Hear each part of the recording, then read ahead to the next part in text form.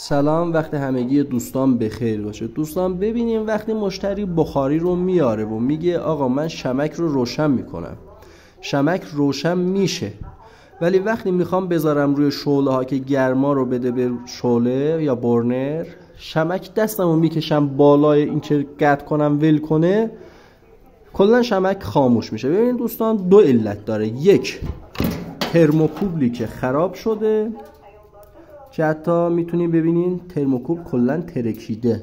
خب یه چیز دیگه هم که هست، اینجا یه پیچی هستش، اگه گوشی درست حسابی بگیره این پیچه باز میشه، یه دونه یه بوبین مانندی داخلش هست، بوبین داره، اونو باید عوض کنی و کار بکنه. کار بخاری بسیار ساده و ارزیابیش خیلی آسونه و دستمزد خوبی هم داره.